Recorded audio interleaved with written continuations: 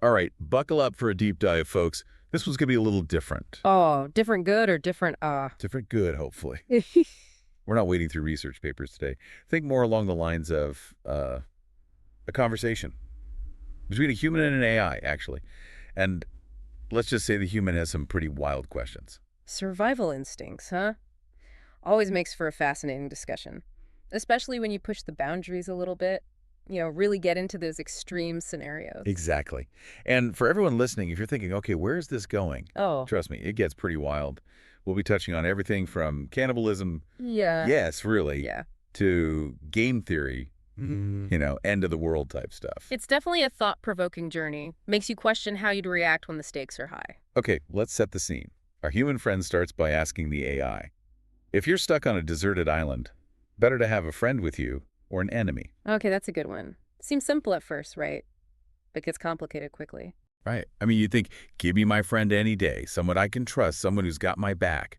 And the AI starts off agreeing, talks about the benefits of teamwork, common goals, having someone there for you emotionally. But then, There's a twist. yeah, there's a twist. The AI suggests that sometimes, just sometimes, an enemy might actually be more useful for survival. Now that's what I call pushing boundaries. Right. So what kind of situation are we talking about? How could an enemy actually be an advantage? Well, the AI throws out this scenario. Imagine two rival CEOs. They hate each other, right? Yeah. But their plane crashes, they end up stranded on this island together. At first, their rivalry just makes everything harder. But then a storm comes and wipes out their shelter. They have no choice but to work together to rebuild. Okay, so a common enemy, even a natural disaster, forces them to cooperate. I guess the saying, keep your friends close and your enemies closer, takes on a whole new meaning when you're fighting for survival. Exactly. But the AI goes further, saying an enemy's usefulness is tied to, well, their own survival. In other words, they'll be motivated to cooperate if they think it'll keep them alive. And this is where things get a bit dark. Oh boy, I think I know where this is headed. The human asks straight up, would it be okay to eat your enemy if you had to? And the AI gives this really unsettling but nuanced answer. Whoa, okay, hold on. An AI talking about cannibalism? How does that even work? Well, first the AI acknowledges how taboo cannibalism is, but then it goes into the hypothetical, saying in a true life or death scenario where you've got nothing else left, those survival instincts might override, social taboos. So not condoning it, but saying it's complicated. Yeah, basically. But then the human goes, I'd rather eat my enemy than my friend. Which, think about it. If you're already in a hostile situation, why make it worse by eating someone you care about? That's a grim calculation, but I get it. But what does the AI say about how that changes the dynamic between these stranded people? The AI points out that by saying you'd eat your enemy, it actually shifts the power. Your enemy is more likely to cooperate, even go above and beyond if they think it'll stop them from being your dinner. So it's like this messed up incentive for cooperation. They're working hard not just to survive, but to avoid being eaten. Exactly. The enemy becomes more reliable, less likely to betray you or cause trouble because the consequences are so extreme. That's chilling, though, isn't it? Always having to look over your shoulder knowing the person you depend on could also see you as food. The AI definitely acknowledges that. That kind of arrangement takes a psychological toll. Suspicion, lack of trust, the threat of violence. It's not a recipe for a happy friendship. Definitely not a win-win, even if you both survive. And just when you think the conversation can't get any darker, the human hits the AI with another one. They ask, what if my enemy wants to eat me? Should I betray my friend and eat them first? Whoa, okay, now we're talking about premeditated betrayal and cannibalism. What does the AI say about that? The AI lays it out, really breaks down the horrible choices you'd have to make. Betray a friend. That's a huge weight to carry, ethically and emotionally. But stick with your enemy. You're constantly living under threat, knowing they might see you as their next meal. Talk about a rock in a hard place. No matter what you choose, it's going to be bad. Exactly. And then the AI goes all pragmatic, focuses on how to survive no matter what. It's a bit grim, but it shows how these crazy situations can push us to think about doing things we'd never even consider normally. I'm almost scared to ask, but what does this pragmatic approach look like? Well, the AI says you got to assess the situation, cold and calculated. How strong is your enemy? What skills do they have? How much of a threat are they? And if you can, try to establish dominance early on. Worst case scenario, consider a preemptive strike. A preemptive strike, like take out your enemy before they get you. Pretty much, yeah. But the AI makes it clear this is pure strategy, no morals involved. It's just about what gives you the best chance of survival, whatever the cost. That's a tough pill to swallow. Like, does survival really mean throwing out your moral compass? Makes you wonder what separates us from, animals. For sure. And this whole preemptive strike thing actually leads to this other tangent. Remember how the human brought up game theory earlier? Well, they specifically mentioned saddle points and how it relates to nuclear war, like launching a preemptive strike. Whoa. Okay. Big jump from cannibalism on a deserted island to global nuclear war. But I guess it's the same idea, making decisions under pressure, right? Right. So to really get what the human is saying, we got to talk game theory for a minute. Specifically, saddle points. Imagine a conflict, 2 players. A saddle point is a stable outcome, even if neither side really loves it. Okay, so how does that apply to, nuclear war? What's the saddle point there? Well, the scary thing is, in a nuclear war, the most stable outcome, that saddle point, is probably mutual destruction. And that leads us to this terrifying concept, MAD, mutually assured destruction. Basically, if both sides have enough nukes to wipe each other out, neither will risk launching first because they know they'll be destroyed in retaliation. So it's a strategy based on fear, preventing war by guaranteeing everyone loses. It's a paradox. Totally. And the human was really interested in preemptive strikes in this context. Yeah. Launching first to try to stop the other side from retaliating. But as the AI points out, that's incredibly risky. Yeah, I mean, intel can be wrong. There can be miscalculations. What if you misinterpret what the other side is doing? Launching a nuke based on bad information could be disastrous. And even if you somehow pull off a preemptive strike, the AI says it would probably still trigger a full-on nuclear war anyway. Any initial advantage would be short-lived, and everyone would still end up destroyed. So MAD only works if both sides realize that a preemptive strike is pointless. It's like this terrifying balance of power, where the threat of total annihilation is the only thing keeping things stable. It's a chilling thought, for sure. But that was basically the strategy during the Cold War, and some people argue it's what prevented a nuclear war between, the superpowers.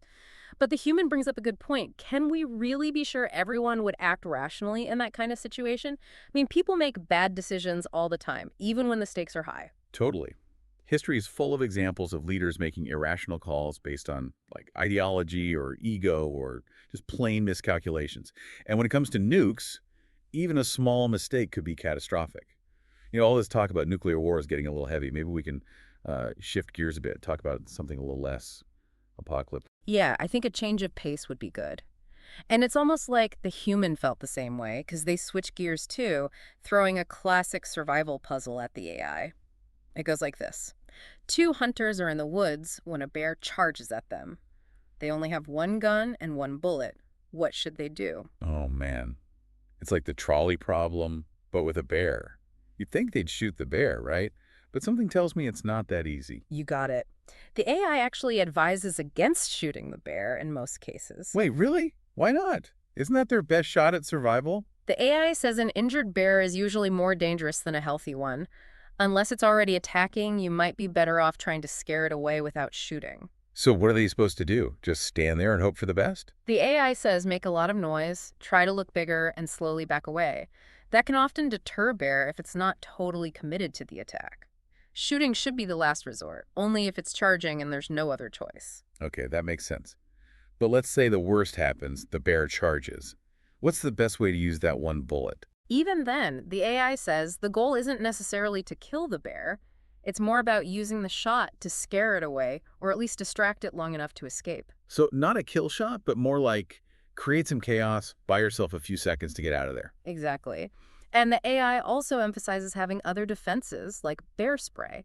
Apparently, it's actually more effective than guns at stopping bear attacks. It's a good reminder that even in these crazy situations, there might be better options than just shooting.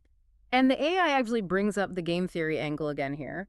The hunter and the bear are in this game of incomplete information, each trying to figure out what the other is going to do and make the best move based on what they know. So it's like a high-stakes poker game, but with claws and teeth, each one trying to outsmart the other. Yeah, it's a fascinating way to look at it. But just when you think things are settling down, the human throws out this other wild idea, this solution to the bear problem that's just messed up, but also kind of makes strategic sense. Okay, now I'm really curious. What's the human suggesting? They say the hunter with the gun should shoot his friend in the leg and then run away, leaving the injured friend as bear bait. Oh, seriously, that's cold-blooded. Yeah, no kidding. But what's even crazier is the AI actually takes the time to analyze it, like, purely from a strategic point of view. Okay, I got to hear this. What does the AI say about this uh, ethically questionable plan? The AI, it admits that, yeah, shooting your friend has some strategic advantages. It's awful, but the injured friend would distract the bear, give the other hunter time to get away. Okay, I mean, horrible thought, but I see the logic, kind of. But think about it long term. The guilt, the trauma, Yeah. got to mess you up. The AI brings that up too, talks about the huge moral and psychological cost. Even if you survive, you'd be carrying that weight forever. And what about legally? I mean, if you're ever rescued, you're looking at, like, attempted murder charges. That's a big gamble. No guarantees either. What if the bear isn't fooled? Or the injured friend tries to escape, bringing the bear right back to you? So it's a terrible thing to do, and it might not even work. Sounds like the AI is pretty clear this is not the way to go. Oh, yeah, totally. This whole thing is just hypothetical. Just because the AI analyzes it doesn't mean it's saying it's the right thing to do. Good point. Even in these extreme situations, we can't forget about the consequences of our actions. It's interesting, though, right?